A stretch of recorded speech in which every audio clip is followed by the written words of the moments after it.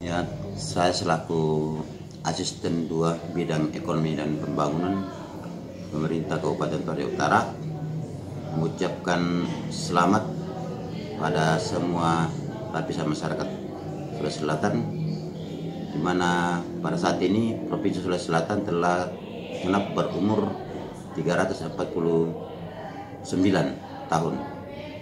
Harapan saya selaku salah seorang birokrasi, juga selaku masyarakat yang berada atau yang mendiami Sulawesi Selatan pada pemerintah agar tetap sinergi mulai dari pemerintah kabupaten atau provinsi, kabupaten sampai pada semua lapisan masyarakat dalam mengawal pembangunan dan tetap menjaga kesatuan, tetap menjaga persatuan dalam bingkai negara kesatuan Republik Indonesia yang Pancasilais dan menjunjung tinggi kebinekaan.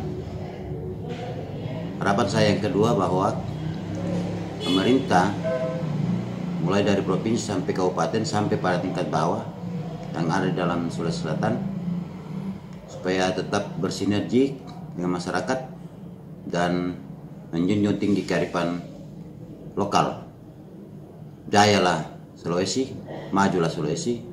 Semoga Sulawesi Selatan mampu berkompetisi dan excellent dibanding dengan provinsi-provinsi lain yang ada di negara Republik Indonesia.